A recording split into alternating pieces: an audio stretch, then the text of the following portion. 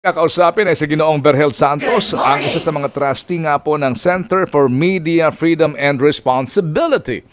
Ito po ay isyong maselan dahil ang pinag-uusapan dito ay pagbabalanse na between freedom and responsibility. Yes, tama ka dyan, Manuntay. Kasi kahapon nga, napag-usapan yung proposal na dapat nang magkaroon ng franchise yung mga social media platform. Kasi sa kasalukuyan, ang binibigyan ng franchise, TV, radio, public utilities. Yes, ma'am. Pero hindi pa kasama dyan ang social media. So, aalamin po natin ang ipupunto dyan ni Mr. Verhel Santos. Siya po ang trustee ng Center for Media Freedom and Responsibility. Magandang umaga po sa inyo, sir.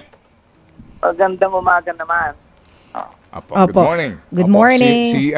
Si Maricel po ang aking kasama, Sir Verhel, si Ted Filon po ito. Go ahead. Ted. Magandang umaga. Okay. Opo. Sir, simulan ko na muna tungkol po dito sa tingin ninyo doon sa proposal na bigyan ng franchise. Dumaan sa Kongreso, kumbaga. Oo, idadaan sa Kongreso yung mga social media platforms. Una, kailangan nilagay natin sa context yan. Ano ba yung prangkisa? No? Ang prangkisa bayad sa pribilehyo na gumamit para pagkakitaan. Ano? Ang posibilidad ng Estado. Yung mga facilities, pasilidad ng mga Estado, kalsada, tulay, waterway, port, airport, airspace, power grid, at sa media, yung tinatawag nating road fund. No? Bakit kailangan ng prangkisa yan? Kasi kailangan ang that order and safety should be maintained in these cases. At ibig sabihin, kailangan may technical supervision. Kasi ang kalsada at itong mga bagay na ito, road ban, limited ang capacity nito Kaya kailangan ng pribilehyo no? Ang gusto nitong Kongreso, pati yung social media na nag-ooperate sa cyberspace, bigyan din ng prangkisa. Wala namang nagme-may-ari sa cyberspace. At wala ng walang limitless ang capacity niyan Ano? Ang sa akin nito, Ted, Maricel, is that itong Kongreso, ang mga politiko talagang ganyan, naghahanap ng paraan para control ng media. Yun ang radio band, nakakita pa ng paraan para control yung ABS-CBN Hindi binigyan ng prangkisa Hindi ba? Pero bakit hindi binigyan? Hindi dahil sa merong technical shortcoming. Hindi binigyan kasi ayaw bigyan. Diba? At ito, encroachment upon basic freedom ito Hindi dapat nangyayari. Ngayon gusto pa nila ganyan. Hindi ko maintindihan niya talaga. Para sa akin kung hindi lang nakakatakot yan, nakakatawa Diba? Pero sir, paano yung argument nila na sinasabi nila na kasi dapat magkaroon ng prangkisa dahil sa ngayon ang nakikita natin na kumikita yung mismong platform lamang at yung creator o yung mga content creators ng mga social media platform. Pero ang gobyerno hindi naman nakakakuha ng buwis mula dito sa mga ipinapalabas na to. Hindi problema ng prangkisa yan. Problema ng BIR. Diba? Pahabol nyo sa BIR. Maghanap kayo ng arrangement na para makita ninyo kung sino nakakalusot na hindi nagbabayad ng buwis. Problema ng BIR. Problema ng nagpapabuwis. Diba? Alam nyo, isa pang bagay kailan lang sinawag din ako tungkol dito sa hearing ng Senado, ng Kongreso sa fake news. Ang hearing sa fake news, gusto raw kontrolin ang media, ang social media, not only social media, but media in general, kung ano yung nilalabas niyan. Isipin mo ang ginagawa ng Kongreso, hindi pa naiintindihan ng Kongreso na hindi sila pwedeng magpasa ng batas, na lumilimit sa freedom of the press. Pero ginagawa pa rin, yun lang ang gusto ng politiko. Gusto kontrolin ng media.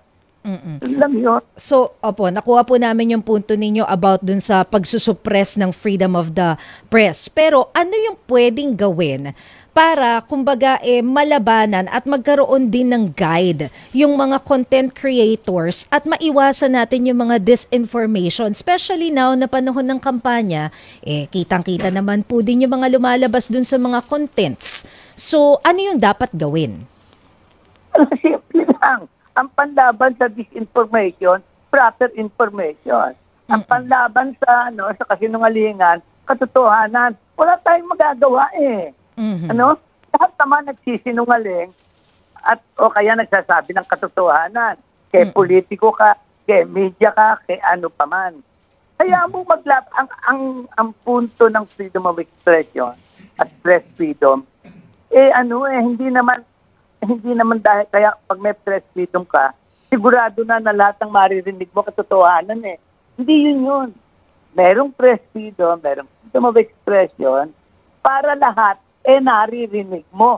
At para ikaw maintindihan mo kung ano ba ang tama rito at mali. So walang garantiya.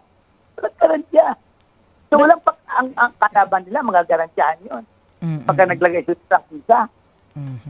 Pero still, sir, paano natin makukuha yung accountability ng mga nagpapakalat ng disinformation and fake news sa social media? Kasi dalhin nyo sa korte. Hanapin nyo yung mga gagong yan.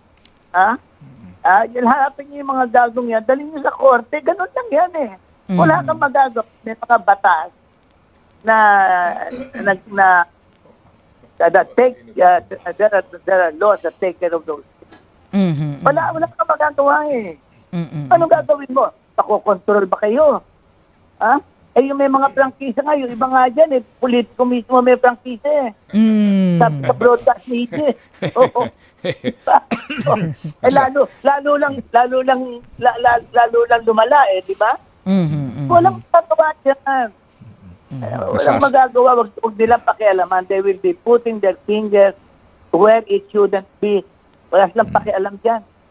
Opo. At we will all be better off pag hindi tayo pinakialaman ng mga yan. Kaverhel, kayo po inimbitahan din ng TRICOM. Sumagot ba kayo sa imbitasyon?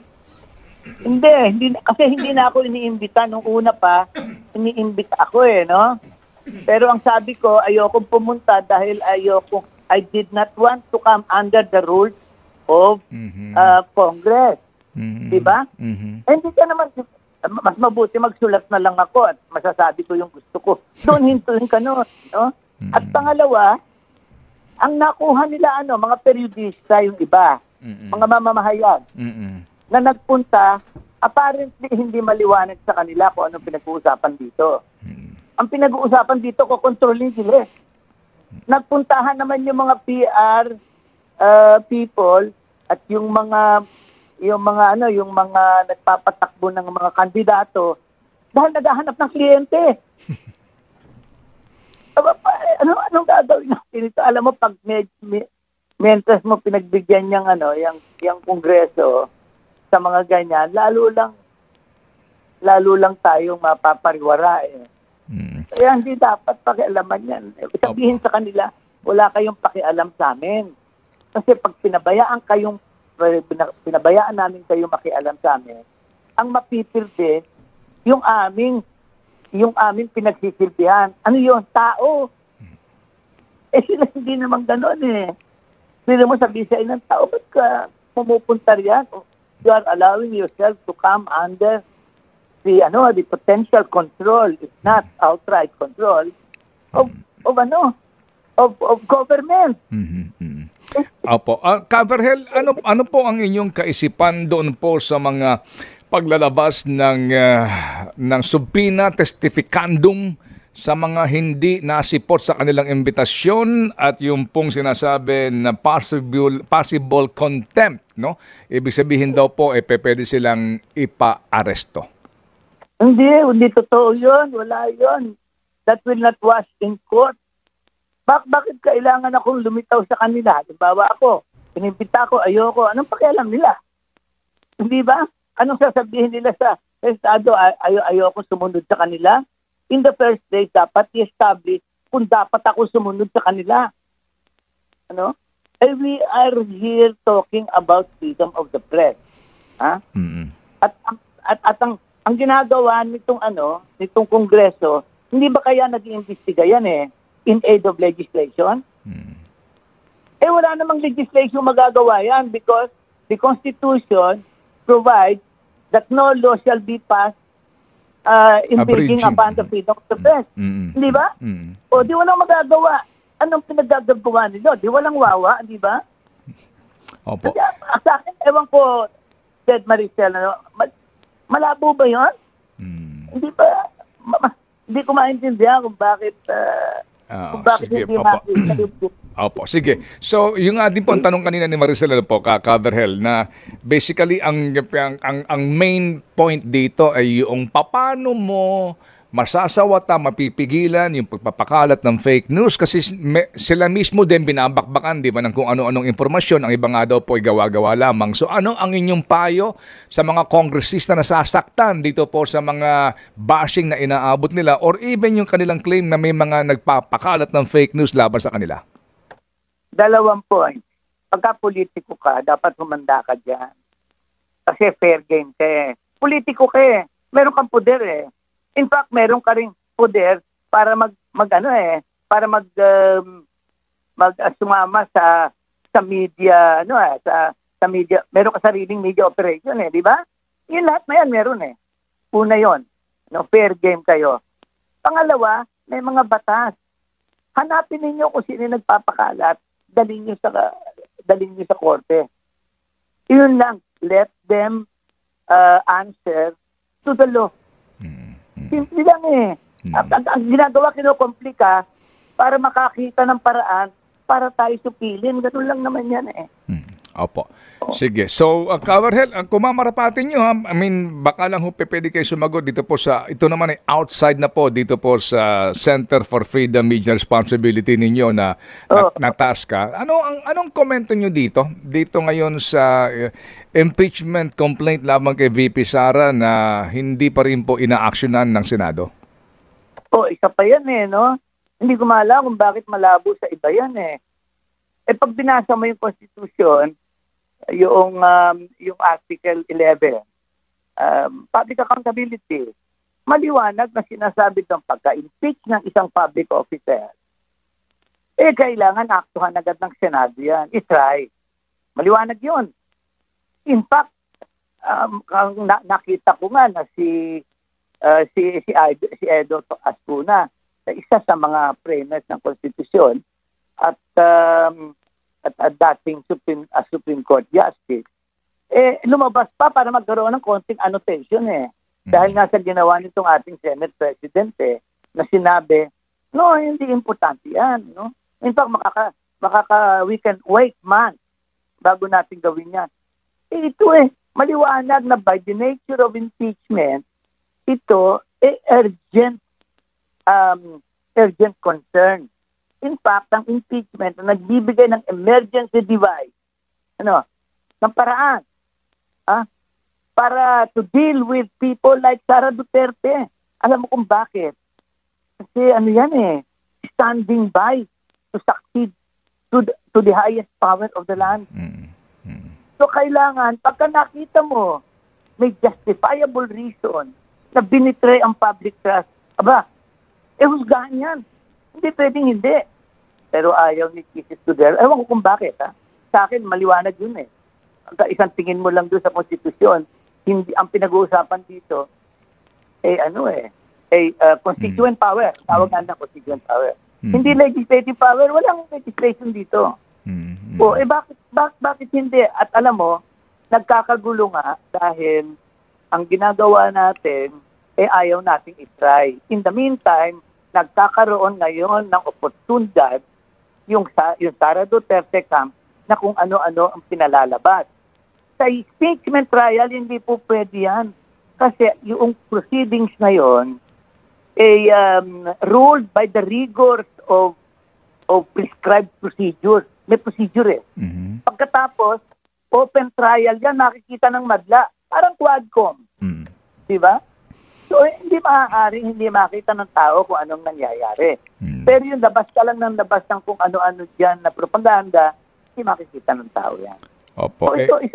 Wala pa nga sa Supreme Court, di ba? Pero dapat wala na yun, Dapat nag-try na agad, Coverhill, panahon ng eleksyon campaign period para doon sa 7 re-electionista. At, Oo. opo, yun daw po ang isa sa mga dahilan. Wala sa batas yun. Nakalagay pa sa batas. Pagka may eleksyon, huwag kayong magtatayan. Diba? Diba? Bakit wala doon? Gusto ko makita yun. Pagka panahon ng eleksyon, at ganito ang haba ng eleksyon, huwag kayong magtatrial. Ha? Wala akong makita na may nakita ba kayo noon? Hindi ko maintindihan Kaya ang sa akin kinocomplicate At bakit kinocomplicate? Kated, Maricel, bakit kinocomplicate? Motibo na yan. Motibo na yan. We can start going into motive.